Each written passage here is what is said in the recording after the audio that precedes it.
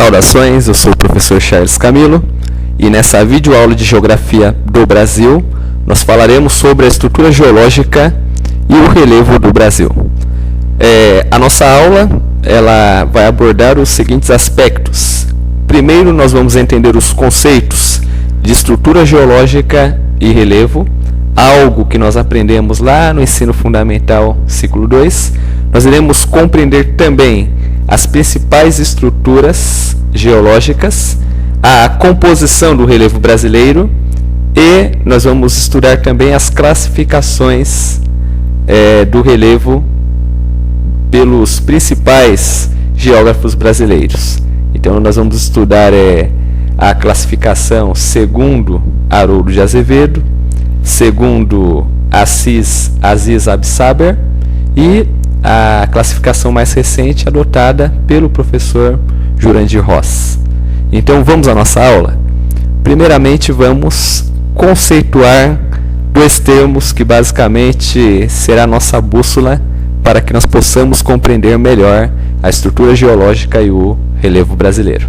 Então, conforme nós aprendemos lá no ensino fundamental ciclo 2, estrutura geológica. O que seria estrutura geológica? Eu procurei simplificar da melhor maneira possível.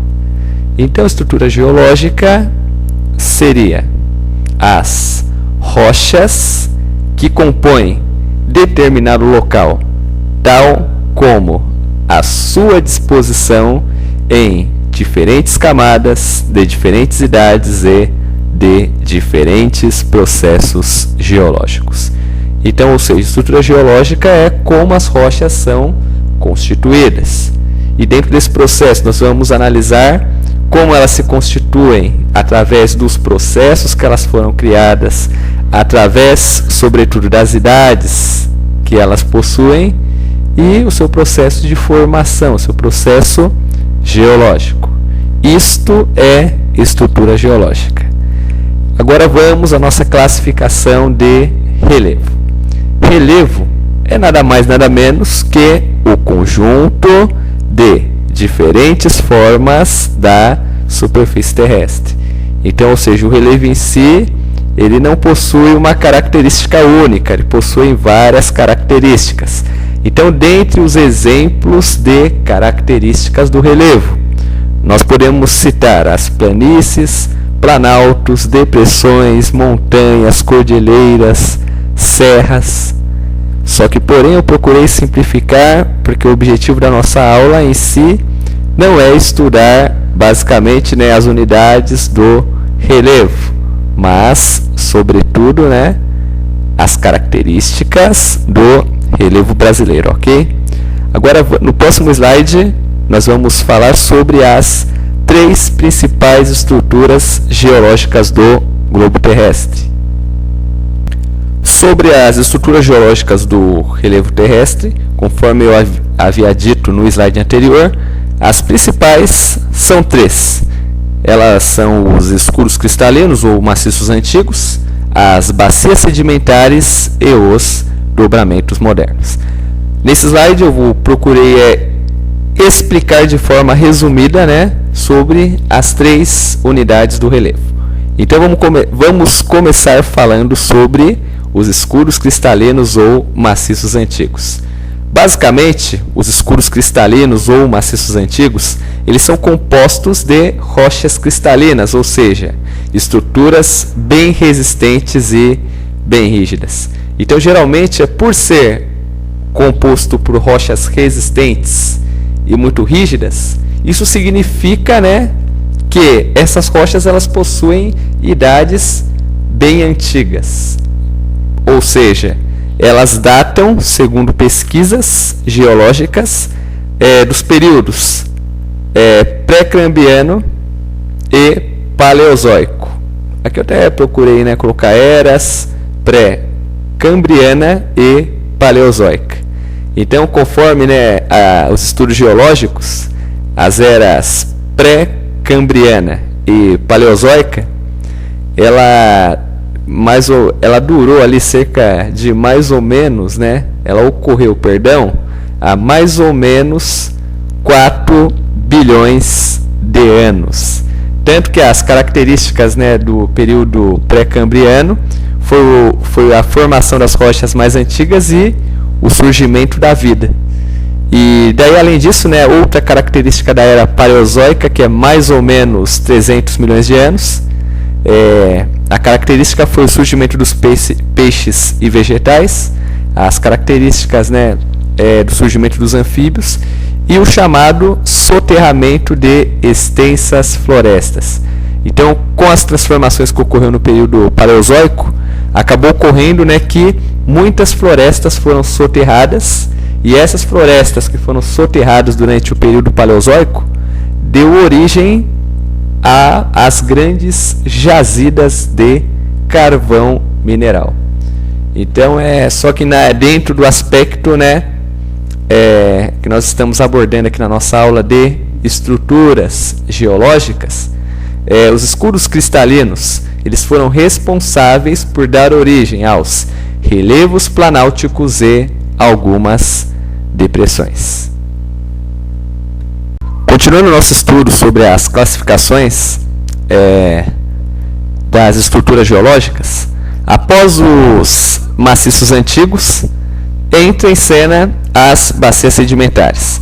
Então, as bacias sedimentares, comparada com os escudos cristalinos, elas são mais recentes, pois datam das eras paleozoica, mesozoica e cenozoica, de mais ou menos 300 a 60 milhões de anos. E elas originaram as planícies, planaltos sedimentares e depressões. Planaltos sedimentares, onde ocorre ali o processo de sedimentação. O processo de sedimentação é o acúmulo de detritos. E uma das características das rochas sedimentares é que, basicamente, ela é composta por camadas de diferentes rochas acumuladas em diferentes períodos, ok? E dentre as características, né, das eras paleozoica, mesozoica e cenozoica, nós podemos citar que, basicamente, durante esse período, né, ali, de certa forma, ocorreram intensas erupções vulcânicas, o surgimento das enormes florestas coníferas e dos répteis gigantescos, como os dinossauros. E dentro desse processo acabou ocorrendo também que, durante este período ali, o período terciário da era cenozoica, acabou ali surgindo também as grandes cadeias de montanhas, ou seja, os Alpes, a Cordilheira do Himalaia e a Cordilheira dos Andes, ok? Agora, aqui para concluir esta parte de estrutura geológica, vamos falar sobre os dobramentos modernos. Como o próprio termo já diz, são áreas que sofreram grandes dobramentos devido às erupções vulcânicas e o tectonismo, né, os terremotos. Basicamente, elas deram origem ali ao relevo montanhoso, como as grandes cadeias de montanhas, como, por exemplo, a Cordilheira dos Andes, a Cordilheira do Himalaia e os Alpes e os Alpes suíços, ok? E conforme eu já havia dito para os senhores, né, na era cenozoica, mais ou menos há 60 milhões de anos, as características desse período foi basicamente o surgimento dos mamíferos, né, e o surgimento das grandes cadeias de montanhas jovens, ok? Agora, no próximo slide, nós vamos falar sobre a estrutura geológica do relevo brasileiro, ok?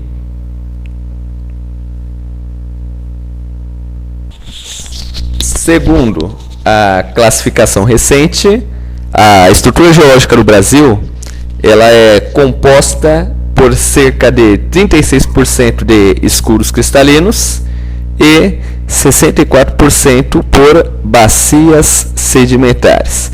Essa classificação do relevo é a classificação recente adotada pelo professor Jurandir Ross, ok? E, basicamente, a estrutura geológica do Brasil, ela nos acaba passando informações importantes a respeito de algumas perguntas que nós sempre tivemos quando nós estudamos ali a geografia física do Brasil. E uma dessas perguntas que geralmente nos norteiam enquanto estudantes é o porquê o Brasil não possui vulcões em atividade, ou simplesmente porque não há presença de tectonismo, terremotos no Brasil. É bem simples, por causa da nossa composição geológica. Então o Brasil ele acaba sendo um país privilegiado no aspecto geológico pelo seguinte fato: ele é composto de 36% de escudos cristalinos, que são rochas rígidas e resistentes. Então isso impede que haja a presença de vulcanismo no país. Então, por exemplo, ocorreram processos, né, de vulcanismo no Brasil, só que isso foi há muito tempo atrás. Então o vulcanismo ocorreu no Brasil há aproximadamente 600 milhões de anos atrás. Então acabou acontecendo, que é por isso que hoje não tem. E sobre a questão do tectonismo, né, conforme você já deve ter aprendido, né, no ensino fundamental 2, não há indícios de tectonismo porque nenhuma placa tectônica passa pelo território brasileiro.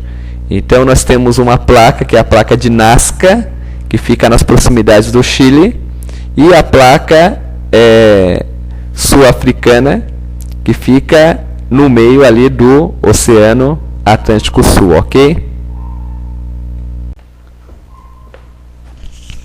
Nesse slide nós estudaremos as classificações do relevo brasileiro. Então nós vamos entender o histórico e os critérios adotados nas 3 classificações do relevo brasileiro. A primeira classificação do relevo brasileiro, ela foi proposta pelo professor universitário e geógrafo Haroldo de Azevedo. Ela data ali, né, da década de 50, essencialmente 1949. E basicamente o critério adotado pelo professor Haroldo de Azevedo foi a altitude, ou seja, o nível altimétrico. Segundo a proposta adotada por ele, o relevo brasileiro seria constituído por planaltos e planícies. E segundo a sua classificação, ele dividiu o Brasil ao todo em 7 unidades de relevo, sendo elas 4 planaltos e 3 planícies, da qual nós podemos citar os planaltos das Guianas, Planalto Central, Planalto Atlântico e Meridional. E as planícies da Amazônia, Planície do Pantanal e Planície Costeira.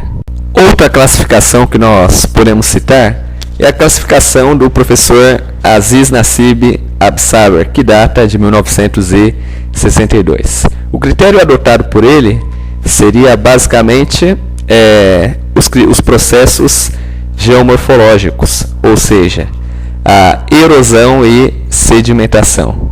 Então, segundo esses critérios, erosão, o desgaste do solo, e basicamente a sedimentação, o acúmulo de detritos. E segundo a sua classificação, o Brasil ele ficou classificado em planaltos e planícies.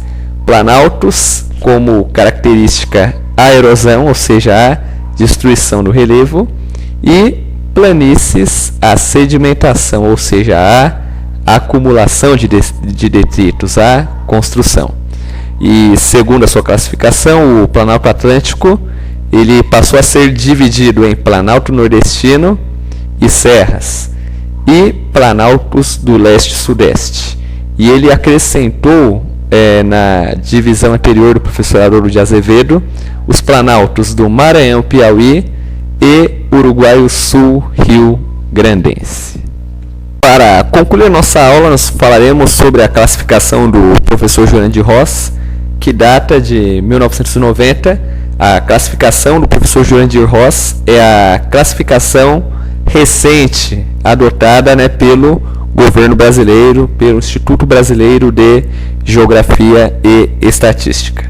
Então, basicamente o professor Jurandir Ross ele estudou, né, com afinco a classificação de Haroldo de Azevedo e a classificação, né, do professor Aziz Absaber.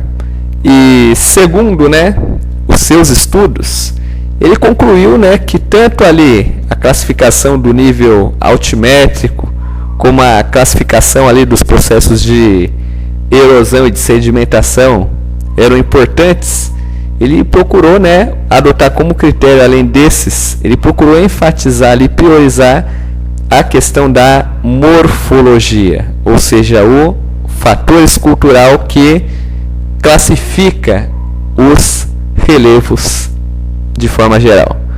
E daí, no entanto, né, a classificação de Jurandir-Ross, ela foi associada, né, a um uso de intensas tecnologias, inclusive a tecnologia, né, via satélite, fotos por meio do sensoriamento remoto. Tudo isso foi graças a um projeto que foi realizado, né, em parceria com a Universidade de São Paulo, a USP, durante 1970 a 1985, que foi o projeto Radan Brasil. Então, através deste projeto, houve análises por meio de aviões que tiraram fotografias ali via satélites, e houve ali, de certa forma, um grande aprimoramento na questão da análise por meio do sensoriamento remoto. Então, houve ali, basicamente, podemos, de certa forma, afirmar, né, que houve ali uma maior perfeição, uma correção em relação a alguns equívocos que, de certa forma, né, como não existia tecnologia, acabou ocorrendo nas classificações anteriores. Então, graças ao projeto Radan Brasil, o professor Jurandir-Ross, ele conseguiu desenvolver uma classificação próxima da realidade do relevo brasileiro. Então, ou seja, sem ficcionar um pouco. Então, trabalhando, né, com a questão morfológica, o relevo brasileiro seria composto, né, por planaltos, depressões e planícies. E, geralmente, todas aquelas grandes áreas, o professor Jurandir-Ross, ele divide elas num total de 28 unidades menores, para que houvesse uma facilidade do estudo e compreensão de maneira detalhada. Então, segundo a sua classificação, ele adotou ali, de certa forma, o seguinte critério: o planalto seria uma área acima de 300 metros e produto da erosão, ou seja, o desgaste do solo. A planície, ela está classificada como uma área plana formada pelo acúmulo recente de sedimentos, ou seja, a deposição. E a depressão seria uma área entre 100 a 500 metros de altitude. Ok? E daí, no entanto, segundo a classificação do professor Jurandir-Ross, né, o relevo brasileiro ele é composto por planaltos, depressões e planícies. Que aqui, né, no mapa ao lado, vocês podem analisar e perceber ali o que onde se localizam os planaltos, onde está localizado as depressões e as planícies. Tanto que esse mapa aqui ele é mais para uso visual do que necessariamente ali, de certa forma, de uso didático, ok? Bem, pessoal, espero que vocês tenham gostado dessa videoaula sobre relevo brasileiro.